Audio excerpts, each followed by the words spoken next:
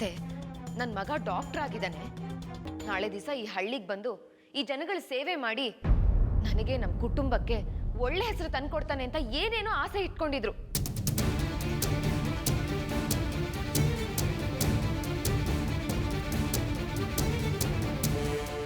ಅತ್ತೆ,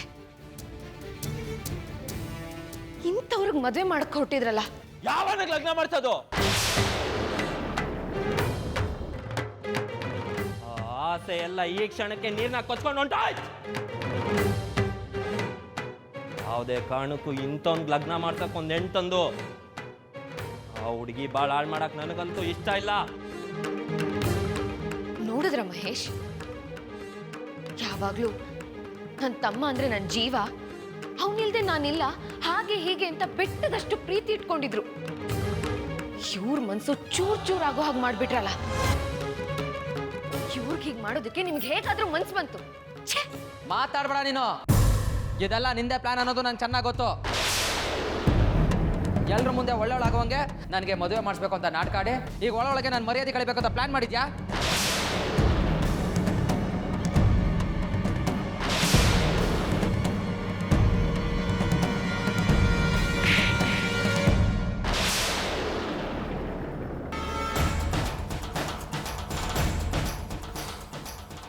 ಒಂದೇ ಒಂದು ಮಾತು ಹೆಚ್ಚಿಗೆ ಆಡಿದ್ರು ನಾಲ್ಗೆ ಸೀಳಾಕ್ಬಿಡ್ತೀನಿ.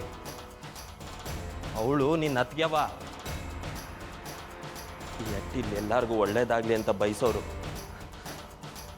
ನನಗೆ ಎತ್ತೋಳು ಆಸೆಗೆ ಮಣ್ಣೆರ್ಚಿ ಅವಳು ಕಣ್ಣೀರಿಕ್ಕಂಗೆ ಮಾಡೋರಲ್ಲ. ಅವ್ರ ಬಗ್ಗೆ ದನಿ ಎತ್ತು ಮಾತಾಡೋ ಅಧಿಕಾರ ನಿನಗಿಲ್ಲ. ತಮ್ಮಯ್ಯ ತಮ್ಮಯ್ಯ ಅಂತ ಏಟೋ ಒಂದು ಪಿರುತಿ ಮಡ್ಕೊಂಡಿದ್ದೆ. ನೀನು ಸಂದಾಗ ಓದಿ ನಮ್ಮ ಅವ್ವನ ಆಸೆನ ನನ್ನ ಆಸೆನ ಪೂರೈಸ್ತಿ ಅಂತ ಏಟೋ ಒಂದು ಕನ್ಸು ಕಟ್ಕೊಂಡಿದ್ದೆ. ಆದರೆ ನೀನು ನನ್ನ ಆಸೆನೆಲ್ಲ ಹಾಳು ಮಾಡ್ಬಿಟ್ಟಲ್ಲೋ ದ್ರೋಹಿ.